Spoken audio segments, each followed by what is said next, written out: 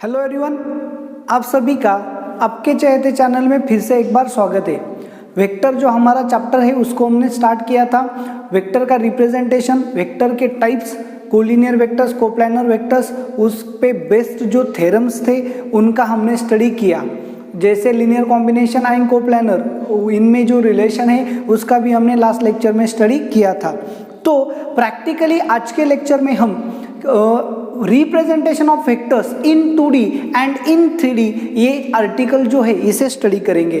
अब यहाँ पे 2D जो है वो सिंपल है, समझने में आसान है, तो इसमें ज़्यादा आपको कठिनाई या दिक्कत नहीं आएंगी। लेकिन 3D जो है उसे आपको अच्छे से अंडरस्टैंड करना पड़ेगा, उसे अच्छे से समझना पड़ेगा। विजुअलाइजेशन का जो पार्ट है वो अच्छा से लर्न करना पड़ेगा। जितने अच्छे आपके विजुअलाइजेशंस होंगे, कॉन्सेप्ट जितनी अच्छी हो जाएगी, उतनी ही आसानी से आप 3D में कोई भी प्रॉब्लम जो है उसे टैकल कर सकते हो।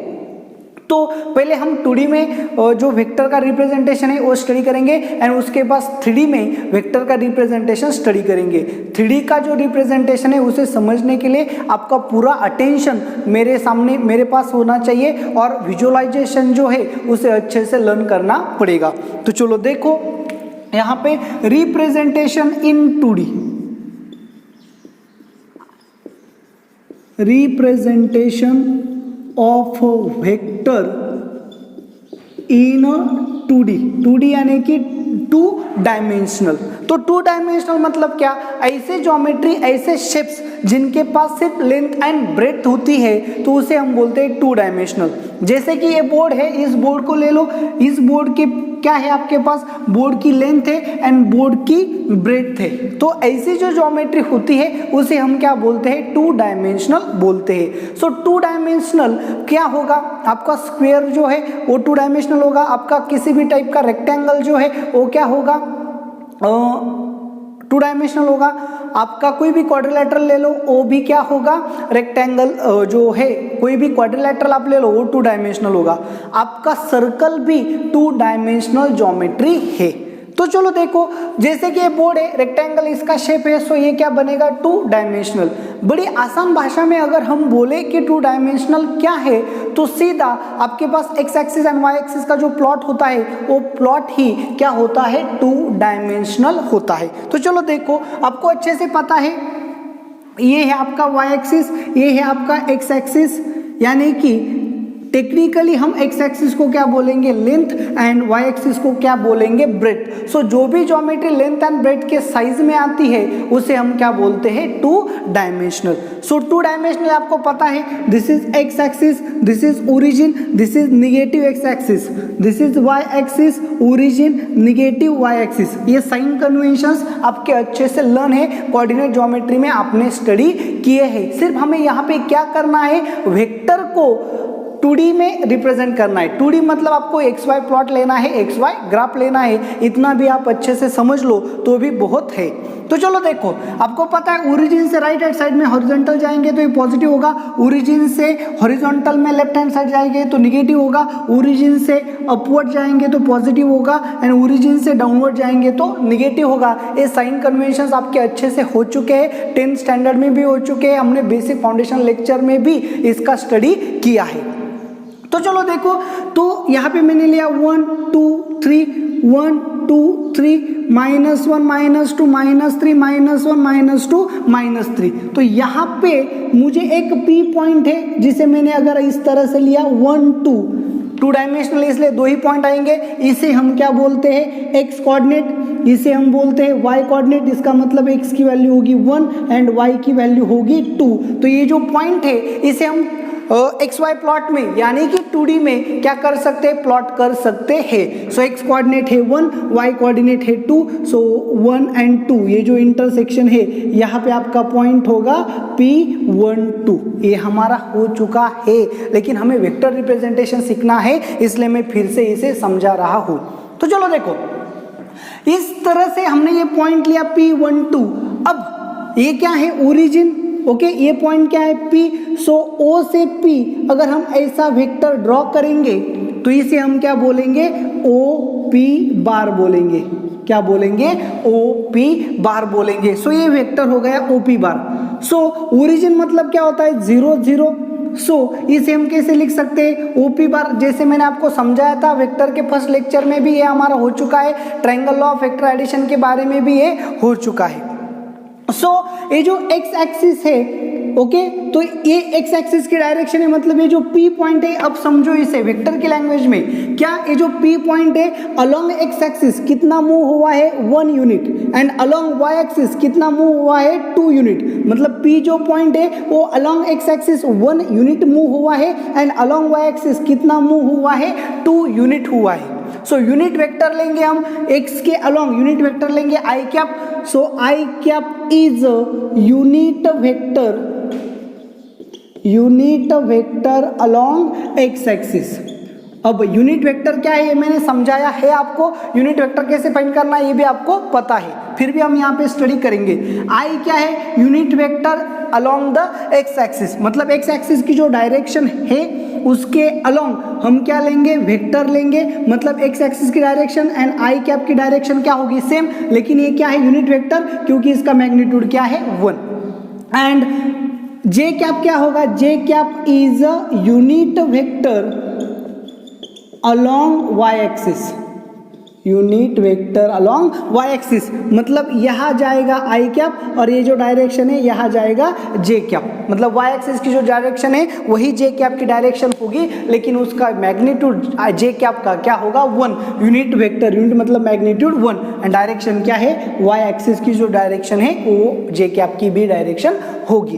तो क्लियरली हमें P बार के बारे में यहाँ पे पता चलेगा कि P जो पॉइंट है वो इस तरह का पॉइंट है जो along x axis 1 unit move हुआ है and along Y axis 2 unit move हुआ है, मतलब आगे चला गया है। सो OP बार को हम कैसे लिखेंगे, अलोंग एक्स एक्सिस, अलोंग मतलब क्या, उसके डायरेक्शन में कितना मूव हुआ है 1 यूनिट, सो 1 आई कैप, प्लस वाई एक्सिस के अलोंग कितना मूव हुआ है 2, अलोंग वाई एक्सिस मतलब क्या, जे कैप। सो OP बार को हम ऐसा भी लिख सकते हैं I प्लस 2j कैप। तो इस तरह से OP बार को शॉर्टली हम क्या लिखेंगे, P bar. So P bar is equal to OP bar is equal to I cap plus 2j cap, इस तरह से। मतलब अब ये जो वेक्टर है इसकी डायरेक्शन क्या होगी, जो OP बार की डायरेक्शन है, ये जो वेक्टर है ये क्या हो गया आपका OP बार, मतलब यहाँ से पता चलेगा 1 I कैप मतलब x एक्सिस के along 1 unit and j cap मतलब y एक्सिस के अलोंग कितना 2 यूनिट, इतना मूव हुआ है। तो कोऑर्डिनेट ग्राफ में XY प्लॉट में 2 डायमेंशन में ये जो वेक्टर है ये P पॉइंट की क्या बताता है, position with respect to origin. तो इसीलिए हम क्या बोलते हैं, इसे पोजीशन वेक्टर भी बोलते हैं। तो चलो अगर मैंने यहाँ पे एक पॉइंट लिया, यहाँ पे लिया, चलो समझो यहाँ पे ये पॉइंट जो है ये क्या है -3 3, तो clearly x axis, negative x axis के अलोंग कितना यूनिट है -3। ओके, सो अगर मैंने यहाँ पे लिया Q पॉइंट लिया, सो ओरिजिन से Q ये क्या होगा आपका OQ बार। सो अलोंग एक्स एक्सिस यहाँ पे है लेकिन ओरिजिन से वो पीछे का, इसलिए -3 है। सो आई कैप मतलब direction of x axis, so i cap, लेकिन कितना, ओरिजिन से लेफ्ट हैंड साइड में, इसलिए -3, एंड वाई एक्सिस के अलोंग कितना, ओरिजिन से ऊपर कितना 3 units, so plus 3j cap. इस तरह से OQ बार को हम क्या से लिख सकते हैं, Q bar is equal to -3i plus 3j cap. इस तरह से कोई भी पॉइंट अगर आप लोगे R of x y, x coordinate and y coordinate, so OR bar यानी कि R bar is equal to आप क्या लिखोगे, XI cap plus YJ cap. 2D plot आपको अच्छे से पता है, कोऑर्डिनेट सिस्टम आपको अच्छे से पता है। सो वेक्टर रिप्रेजेंट करना फ्रॉम ओरिजिन कोई बड़ी बात नहीं है, जो एक्स कोऑर्डिनेट है उसे इनटू आई कैप लिखना है प्लस वाई कोऑर्डिनेट इनटू जे कैप लिखना है। अब इस वेक्टर का मैग्नीट्यूड मतलब इसका मैग्नीट्यूड, सो इसका मैग्नीट्यूड क्या आएगा, मैग्नीट्यूड ऑफ OR बार। अगर मैंने इसे R लिया एक्स वाई, तो ये डिस्टेंस होगा x, ये डिस्टेंस होगा y, सो इसे फाइंड करना कोई बड़ी बात नहीं है, राइट एंगल ट्रायंगल बनेगा, x square plus y square is equal to OR square. So OR square is equal to x square plus y square, therefore O R is equal to square root of x square plus y square. O R मतलब O से R का distance, मतलब ये magnitude हो गया। So magnitude of O R bar का magnitude क्या आएगा, root of x square plus y square. इस तरह से किसी भी वेक्टर का मैग्नीट्यूड जो है वो आप फाइंड कर सकते हो। तो चलो देखो, इस तरह से distance of a point R from x axis. अब देखो एक्स एक्सिस से आर का डिस्टेंस क्या होता है, y coordinate, and distance of R from y axis यानी कि क्या होता है, एक्स कोऑर्डिनेट। ये आपके 10th स्टैंडर्ड में भी हो चुका है। किसी भी पॉइंट का एक्स एक्सिस से डिस्टेंस मतलब वाई कोऑर्डिनेट, ओके, एंड किसी भी पॉइंट का वाई एक्सिस से डिस्टेंस मतलब एक्स कोऑर्डिनेट। ये चीज भी आपको यहाँ पे स्टडी करनी है। तो अगर आपको ऐसा दिया है O R bar is equal to x i plus y j cap, therefore distance of R from x axis, x axis से आर का डिस्टेंस मतलब क्या होता है, mod of y, and distance of R from y axis, y axis से distance मतलब क्या होता है, मॉड ऑफ एक्स। ये भी आपको अच्छे से पता है। मॉड क्यों, क्योंकि डिस्टेंस नेवर बी निगेटिव। तो चलो देखो, इस तरह से हमारा representation of vector in 2D हो गया। 2D आपको पता था, इसलिए यहाँ पे आपको ज़्यादा कठिनाई या दिक्कत नहीं चलेगी। किसी भी वेक्टर का रिप्रेजेंटेशन मतलब उसका पोजीशन वेक्टर यानी कि उसके कोऑर्डिनेट से उसका प्रेजेंटेशन आएगा, पोजीशन वेक्टर आएगा, उसका मैग्नीट्यूड एंड किसी भी एक्सिस से उसका डिस्टेंस कैसे फाइंड करते हैं ये आपको भी यहाँ पे पता चलेगा। एंड अब किसी भी वेक्टर का डायरेक्शन अगर आपको फाइंड करना है, मतलब मुझे क्या करना है, ओ आर बार का डायरेक्शन फाइंड करना है। So direction of O R bar that is O R cap. किसी भी वेक्टर का डायरेक्शन अगर आपको फाइंड करना है मतलब उसका क्या फाइंड करना है, unit vector. So unit vector का फॉर्मूला आपको अच्छे से पता है। किसी भी वेक्टर को उसके मैग्नीट्यूड से अगर डिवाइड किया तो आपको क्या मिलेगी, डायरेक्शन। सो ओ आर बार क्या है आपका, x i cap plus y j cap upon square root of x square plus y square. ये आपका हो गया ओ आर कैप। एग्जाम्पल ले लो तो आपको बहुत अच्छे से क्लियर होगा। अगर सेम एग्जाम्पल जो है इसे मैं कंटिन्यू करूंगा।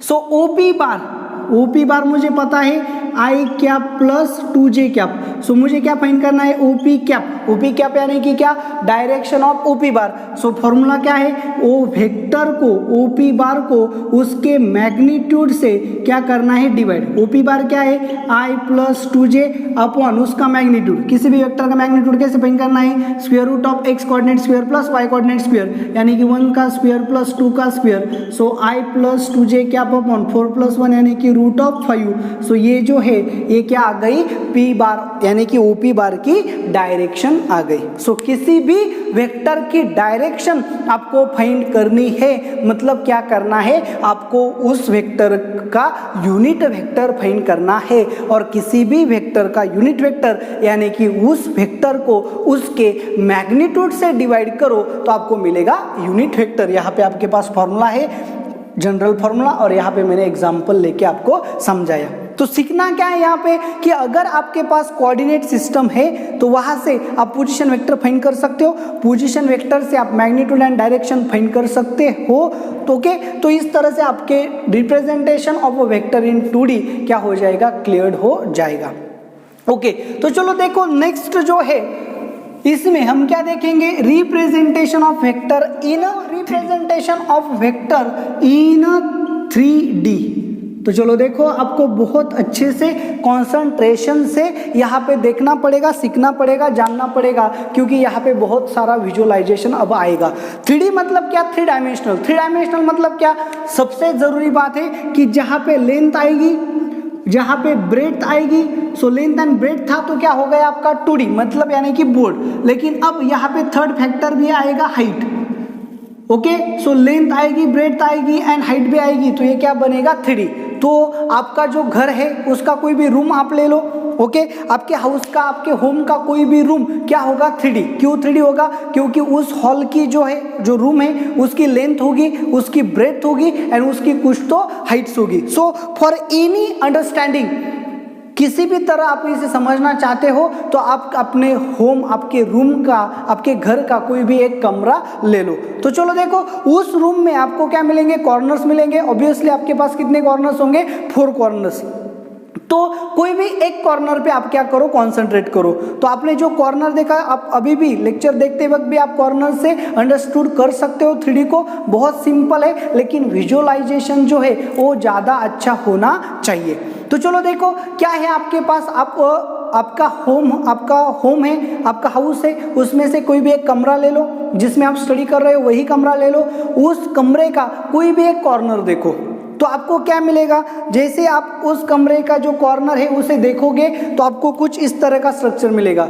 ये उस कमरे की क्या है, लेंथ है, ये जो है वो उस कमरे की क्या है, ब्रेड्थ है, एंड ये जो है उस कमरे की क्या है, हाइट है। तो इस कॉन्सेप्ट को आपको अच्छे से देखना पड़ेगा। देखो आपका जो रूम है वो कुछ इस तरह का होगा, ये उसकी लेंथ है, ये उसकी ब्रेड्थ है, एंड ये उसकी क्या है, हाइट है। ओके ना। तो यहाँ पे आपका क्या हो गया, कॉर्नर हो गया, और ये आपका क्या है, फ्लोर है, जहां पे आप खड़े हो या फिर बैठे हो। अच्छे से देखो, समझो। तो अब अगर आप यहाँ पे इस फ्लोर पे बैठे हो, ओके ना, तो अब यहाँ पे अंडरस्टैंड कर लो, ये क्या है आपका एक्स एक्सिस है, ये आपका क्या है वाई एक्सिस है, एंड ये आपका क्या है, जेड एक्सिस। मैं यहाँ पे आपको इसलिए दिखा रहा हूँ क्योंकि ये जो बोर्ड है ये 2D है, मैं 2D पे 3D ड्रॉ नहीं कर सकता, इसलिए आपको यहाँ से अच्छे से समझना पड़ेगा। आप अपने हॉल को देखो, अपने रूम को देखो। ये आपके रूम की लेंथ है यानी कि एक्स एक्सिस, ये आपके रूम की ब्रेड्थ है, विड्थ है यानी कि वाई एक्सिस, एंड ये आपके रूम की हाइट है यानी कि जेड एक्सिस। तो यहाँ पे आपके होम का, आपके रूम का क्या क्रिएट होता है, कॉर्नर क्रिएट होता है। तो हमें क्या करना है, ये जो रूम का कॉर्नर है जहाँ पे लेंथ, ब्रेड्थ एंड हाइट जो है वो क्या होती है, एंड कनेक्ट होती है। तो ये जो कॉर्नर बनेगा आपके रूम के कॉर्नर में, ओके ना, तो वो कॉर्नर आपका क्या होगा, ओरिजिन होगा। क्या होगा, ओरिजिन। तो आपको यहां से अंडरस्टैंड करने में बहुत ही आसानी होगी, बहुत ही सिंपल जाएगा। तो चलो देखो कैसे। अब ऐसा एज्यूम करो, आप यहाँ पे ये जो एक्स एक्सिस है मतलब लेंथ, ये वाई एक्सिस है यानी कि ब्रेड्थ, तो ये आपका क्या होगा, इस तरह का यहाँ पे क्या बनेगा, फ्लोर बनेगा, जहाँ पे आप खड़े हो या फिर बैठे हो। तो ये जो फ्लोर है मतलब यहाँ पे टाइल्स होगी। ओके, सो ये जो फ्लोर है, ये फ्लोर आपका क्या बनेगा, एक्स एक्सिस है, वाई एक्सिस है। सो ये जो फ्लोर होगा, ये फ्लोर मतलब आपका क्या होगा, एक्स वाई प्लेन होगा। प्लेन बोल रहा हूं मैं, क्या होगा, एक्स वाई प्लेन। तो चलो देखो, अब आपने सामने देखा, आप यहाँ पे बैठे हो फ्लोर पे, अच्छे से देखो। तो ये एक्स एक्सिस है, ये आपके जेड एक्सिस यानी कि कॉर्नर है, हाइट है आपके रूम की। ओके, तो आपने सामने देखा, आपके सामने वॉल होगी। तो ये जो वॉल है कैसे होगी, लेंथ होगी एंड हाइट होगी, मतलब ऐसी वॉल होगी। तो ये जो वॉल है ये आपका होगा एक्स जेड प्लेन। क्या होगा, एक्स जेड प्लेन। ओके, आगे देखो चलो। अब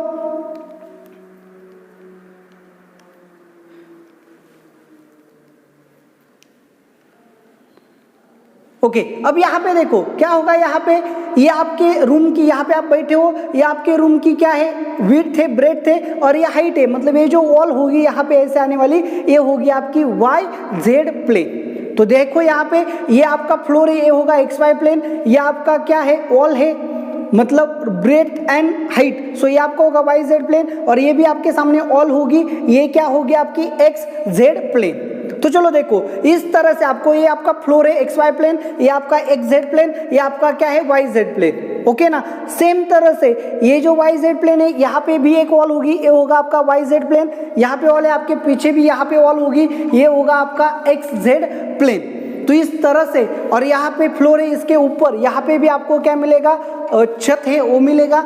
ओके ना। तो ये आपका क्या होगा, एक्स वाई। अभी हमने देखा कि 3D की एक्चुअल पोजीशन क्या होती है। तो चलो देखो, एक और कन्वीनियंट वे भी मैं आपको यहाँ पे समझाने की कोशिश करूँगा। ये मेरे पास क्या है, क्यूब है। तो एक क्यूब आपकी क्या है, 3D ज्योमेट्री है। क्यूब आपकी 3D ज्योमेट्री है, स्फीयर आपकी 3D ज्योमेट्री है, सिलेंडर, कोन, ये सभी आपके क्या है, 3D ज्योमेट्रीज है, क्योंकि इनके पास लेंथ, ब्रेड्थ एंड हाइट, इन तीनों से रिलेटेड क्या होता है, इंफॉर्मेशन होती है। तो चलो और कन्वीनियंट वे से हम 3D को समझने की कोशिश करेंगे। तो चलो देखो, ये जो यहाँ पे कॉर्नर है, यहाँ से ये लेंथ है, ये ब्रेड्थ है, एंड ये क्या है, हाइट। तीनों जहाँ पे इंटरसेक्ट होते हैं इसे हम क्या बोलेंगे, ओरिजिन। तो ये जो हाइट है ये नीचे इस तरह से भी हो सकती है, ये जो लेंथ है वो यहाँ से इस तरह भी हो हो सकती है, यानी जो ब्रेथ है वो यहाँ से इस तरह भी हो सकती है। तो अगर मैंने इसे लेंथ को पॉजिटिव लेंथ बोला तो यहाँ पे जो होगी ये निगेटिव होगी। ओके, अब ये जो हाइट है यहाँ पॉजिटिव बोला तो ये क्या होगी, निगेटिव। ओके, और ये जो ब्रेथ है इसे मैंने पॉजिटिव बोला तो ये क्या होगी, निगेटिव। ओके, तो अब हम ये बोर्ड जो है ये 2D है और ये जो है ये क्या है, 3D। सो 2D को 3D में प्लॉट नहीं कर सकते, इसलिए हम यहाँ पे कुछ इस तरह की 3D ज्योमेट्री ड्रॉ करते हैं। तो इसे ये जो है x, इसे हम बोलेंगे x axis that is length, इसे हम बोलेंगे y axis that is breadth and इसे हम बोलेंगे z axis that is height. तो चलो देखो, ये लेंथ है, ये ब्रेथ है, ये हाइट है। सो ये बना x एक्सिस, ये बना y एक्सिस एंड ये बना z एक्सिस। इस तरह से ये बना नेगेटिव z एक्सिस, इस तरह से बना नेगेटिव y एक्सिस एंड इस तरह से बना नेगेटिव x एक्सिस। तो चलो देखो, इस तरह से अगर मैंने यहाँ पे क्या किया, अरेंजमेंट किया, चलो देखो कितना पॉसिबल है यहाँ पे, कुछ इस तरह से आपकी क्या बनेगी, ज्योमेट्री बनेगी। तो देखो ये आपका फर्स्ट क्यूब है, यहाँ पे सेकेंड क्यूब होगा, यहाँ पे थर्ड क्यूब होगा, यहाँ पे फोर्थ क्यूब होगा। सिमिलरली यहाँ पे फिफ्थ, यहाँ पे सिक्स्थ, यहाँ पे 7 और यहाँ पे 8, ऐसे आपके पास कितने बनेंगे, 8 क्यूब्स बनेंगे। 8 क्यूब्स यानी कि 8 ऑक्टेंट्स बनेंगे। 8 मतलब क्या होता है, ऑक्ट। तो फिर आपके पास 3D में क्या बनता है, ऑक्टेंट्स बनते हैं। जैसे 2D में आपके पास क्वाड्रेंट होते हैं, कितने क्वाड्रेंट्स होते हैं, 4 क्वाड्रेंट। वैसे 3D में आपके पास ऑक्टेंट्स होते हैं एंड कितने ऑक्टेंट्स होते हैं, तो 8 ऑक्टेंट्स आपको होते हैं। तो चलो देखो, इस तरह से मैंने आपको यहाँ पे समझाया था, कुछ इस तरह से आपके क्या बनेंगे, ऑक्टेंट्स बनेंगे। ये आपका पॉजिटिव x एक्सिस, ये आपका नेगेटिव x एक्सिस, ये आपका पॉजिटिव y एक्सिस, ये आपका नेगेटिव y एक्सिस, ये आपका पॉजिटिव z एक्सिस और यहाँ पे मैंने अगर ड्रॉ किया तो ये आपका क्या बनेगा, नेगेटिव z एक्सिस। तो ये first octant, second octant, third octant, fourth octant, fifth, sixth, 7th and 8th, ऐसे आपके पास कितने ऑक्टेंट्स बनेंगे, 8 ऑक्टेंट्स बनेंगे। तो इसे हम यहाँ पे भी ड्रॉ कर सकते हैं। तो ये आपका बना निगेटिव x एक्सिस, ये आपका बना निगेटिव z एक्सिस एंड ये आपका बना निगेटिव y एक्सिस। तो अब हमें क्या करना है, यहाँ पे पॉइंट्स जो होते हैं उन्हें प्लॉट करना है। सो कोई भी point P of x, y, z is a point in a space बोलेंगे। अच्छे से देखो, जब हम 2D में लेते हैं तो पॉइंट इन अ प्लेन लेते हैं और 3D में जब भी हमें पॉइंट लेना होता है हम क्या लेंगे, पॉइंट इन अ स्पेस लेंगे। मतलब 3D में ऑब्वियसली वो चला जाएगा। सो कोई भी पॉइंट जो होता है P of x, y, z, ये क्या करना है हमें, इसके ये x कोऑर्डिनेट है, ये y कोऑर्डिनेट है एंड ये z कोऑर्डिनेट है। सो किसी भी पॉइंट्स के कोऑर्डिनेट कैसे आते हैं ये हमें क्या करना है, स्टडी करना है।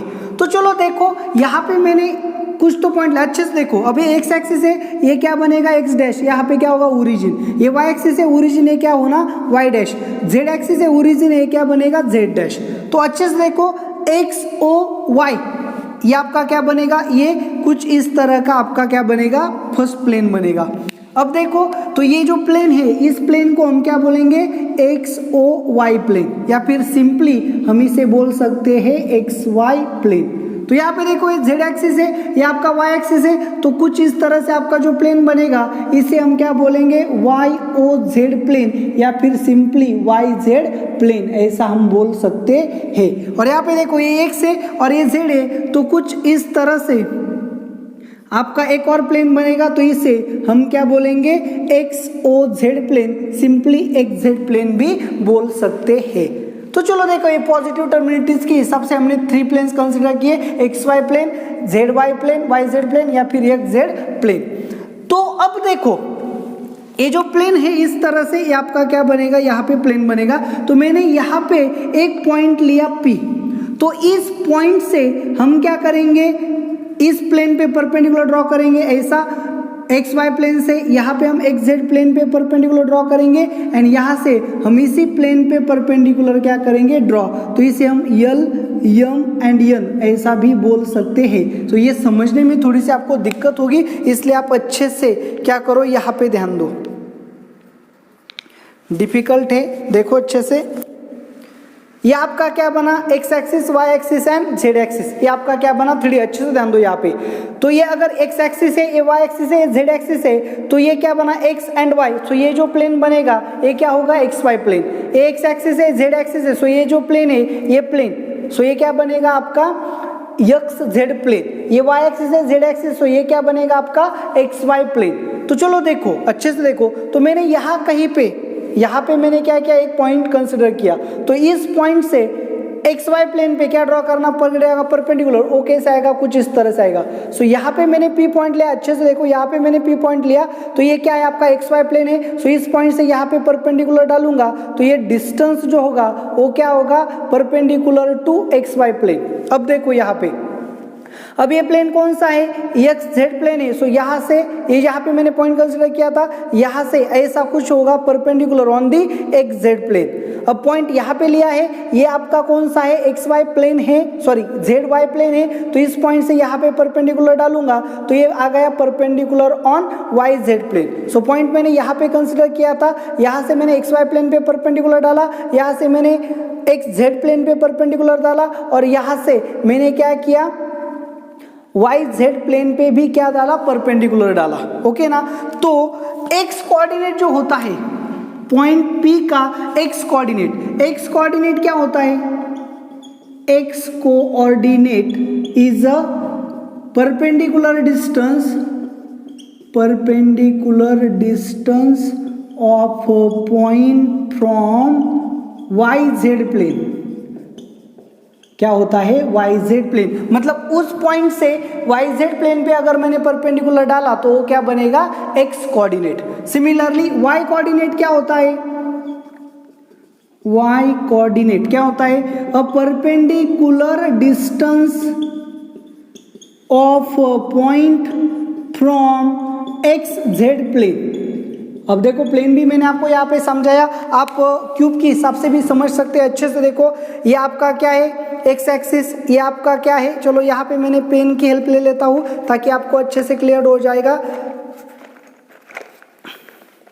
चलो ये आपका क्या है, एक्स एक्सिस, ये आपका क्या है, वाई एक्सिस, एंड ये आपका क्या है, जेड एक्सिस। तो मैंने यहाँ पे पॉइंट लिया, इस पॉइंट से ये वाई एक्सिस है, एक्स एक्सिस है, इस पॉइंट से मैं इस प्लेन पे यहाँ पे ऐसा परपेंडिकुलर ड्रॉ करूंगा, तो ये परपेंडिकुलर मतलब क्या होगा, कहाँ पे आ गया, एक्स वाई एक्सिस, तो ये जेड कोऑर्डिनेट होगा।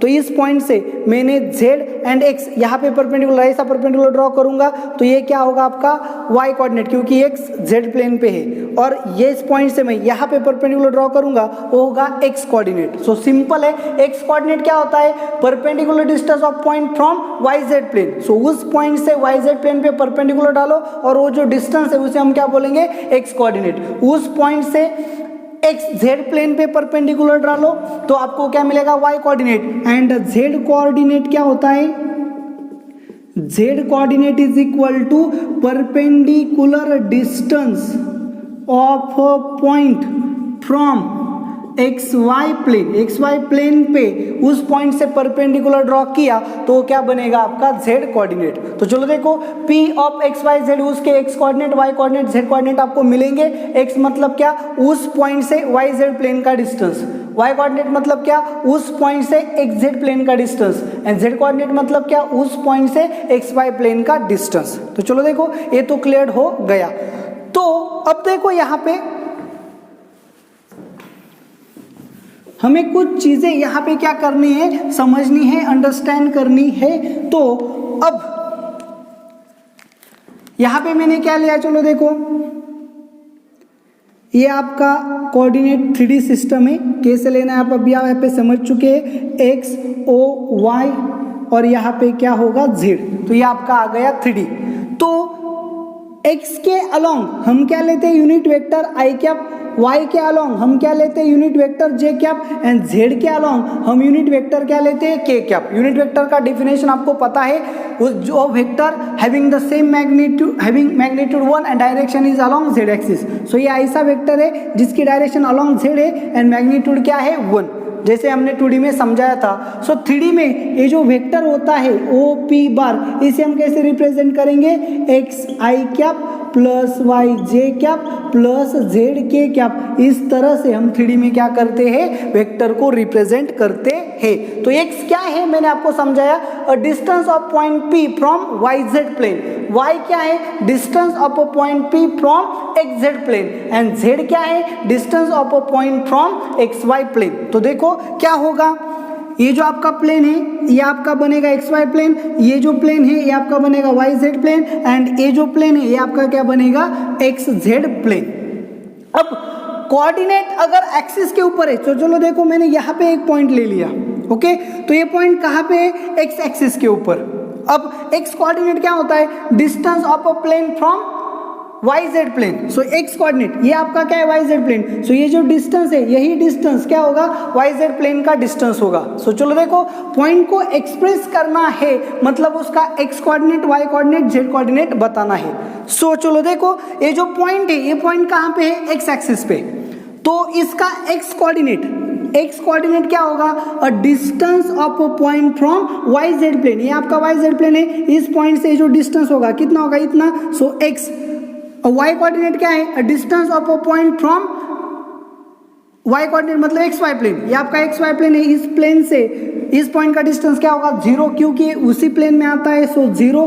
z कोऑर्डिनेट क्या होता है, अच्छे से देखो सुनो अच्छे से, z कोऑर्डिनेट क्या होता है, इस पॉइंट का XY प्लेन से डिस्टेंस, देखो z कोऑर्डिनेट मतलब इस पॉइंट का XY प्लेन से डिस्टेंस, लेकिन ये पॉइंट क्या है, XY प्लेन में आता है, सो z कोऑर्डिनेट क्या होगा, 0। सो अगर पॉइंट x एक्सिस पे है तो उसका x कोऑर्डिनेट कुछ तो मिलेगा, y coordinate and z coordinate 0 होगा। y कोऑर्डिनेट क्यों 0 होगा, क्योंकि वो जो पॉइंट है वो XZ प्लेन में आएगा, एंड z कोऑर्डिनेट क्यों 0 होगा, क्योंकि ये जो पॉइंट है वो XY प्लेन में भी आता है। सिमिलरली अगर आपका पॉइंट y एक्सिस पे है, देखो कहाँ पे है, y एक्सिस पे, तो उसका x कोऑर्डिनेट क्या होगा, x कोऑर्डिनेट मतलब क्या, a distance of a point from YZ plane, लेकिन ये पॉइंट कहाँ पे, y एक्सिस पे, सो ये YZ प्लेन में आएगा, सो x कोऑर्डिनेट क्या होगा, 0। y कोऑर्डिनेट फाइंड करना है, y कोऑर्डिनेट क्या होता है, a distance of a point from XZ plane, so ZX ये आपका XZ प्लेन है, सो ये जो डिस्टेंस होगा, ये डिस्टेंस मतलब क्या होगा, y कोऑर्डिनेट, सो यहाँ पे मिलेगा y। अब z कोऑर्डिनेट मतलब क्या होता है, a distance of a point from XY plane, so देखो XY प्लेन, ये XY प्लेन है और ये पॉइंट वही प्लेन में आता है, सो z कोऑर्डिनेट क्या मिलेगा, 0।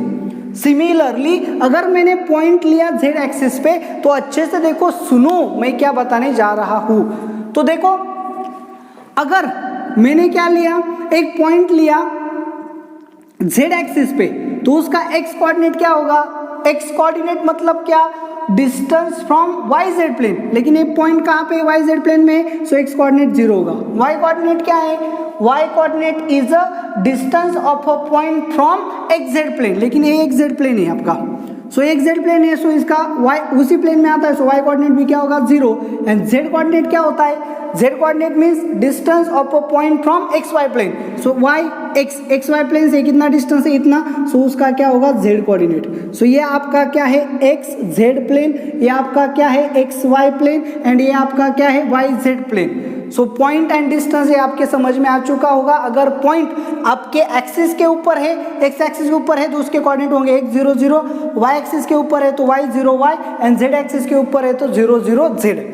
अब देखो पॉइंट XY प्लेन में है, P of XYZ lies on XY plane.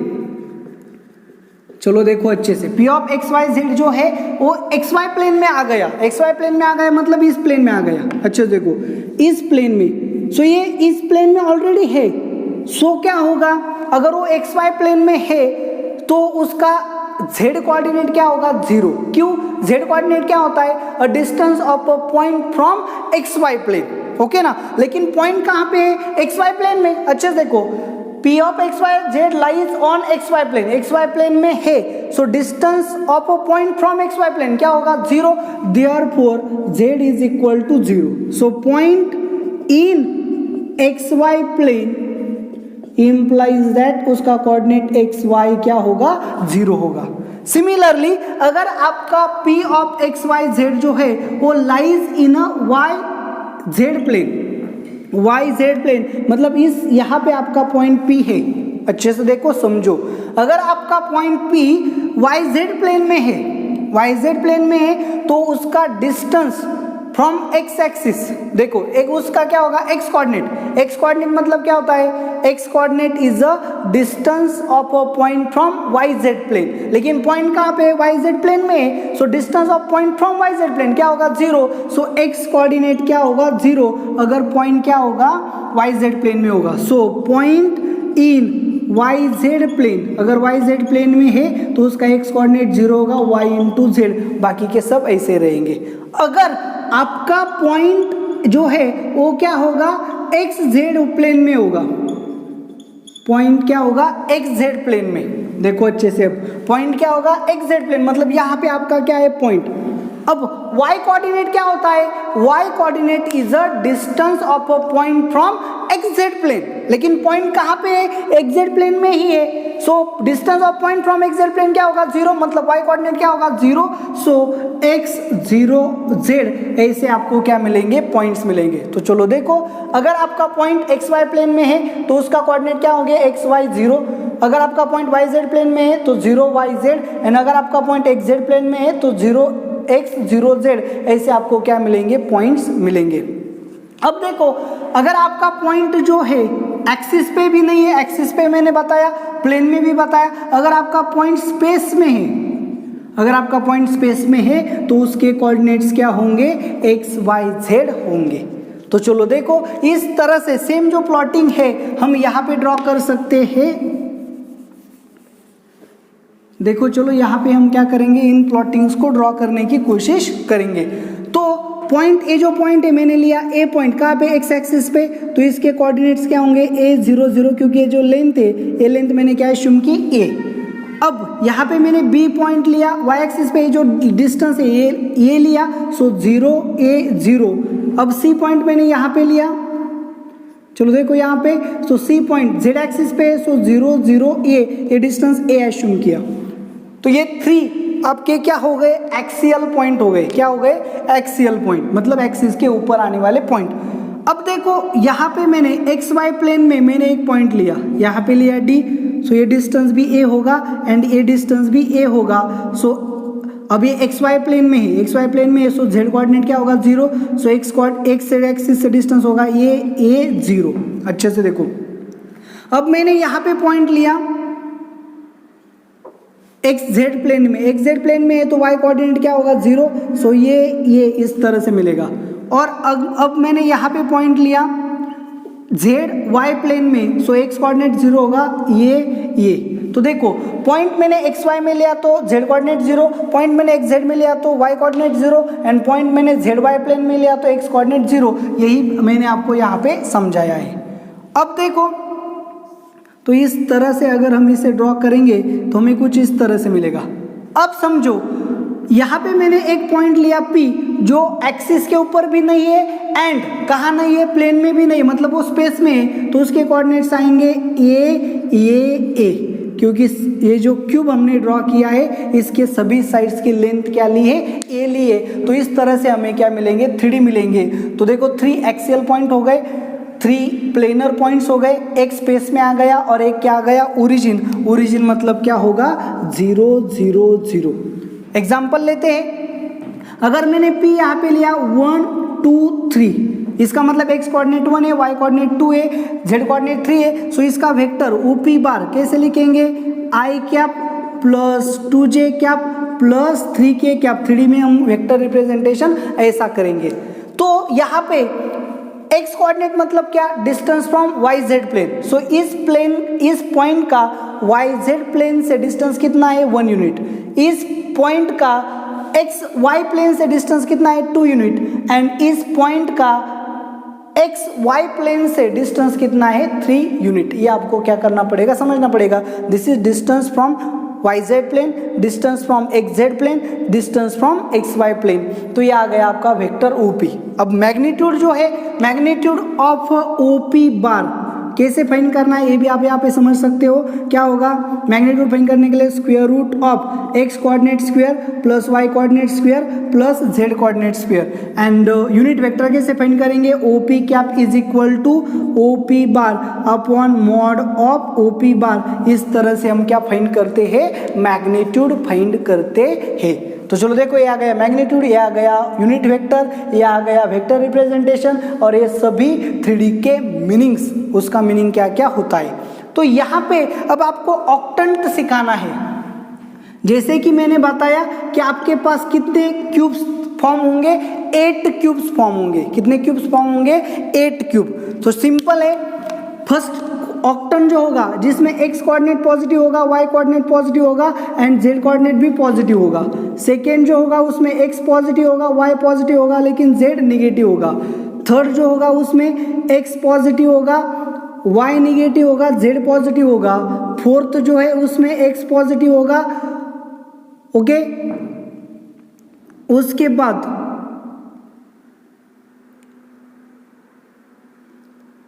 ये निगेटिव होगा और ये भी निगेटिव होगा।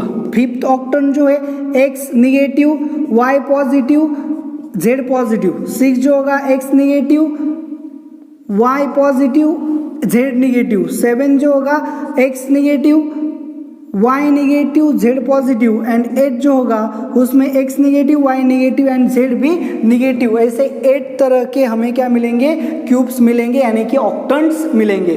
देखो इसका मतलब x coordinate positive, y coordinate positive, z coordinate positive. इसका मतलब x positive, y negative, x positive, y positive, z negative. इसका मतलब क्या है, x negative, y positive, z negative. इसका मतलब है x भी निगेटिव, y भी निगेटिव, z भी निगेटिव। एग्जाम्पल ले सकते हैं हम यहाँ पे -1 to -3। तो आपको समझना चाहिए x निगेटिव है, y पॉजिटिव है एंड z निगेटिव है। सो इसका ऑक्टेंट इस तरह से होगा। आप यहाँ पे विजुअलाइज भी कर सकते हैं, देखो अच्छे से।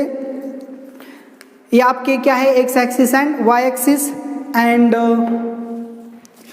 ये आपका क्या है, z एक्सिस, कुछ इस तरह से।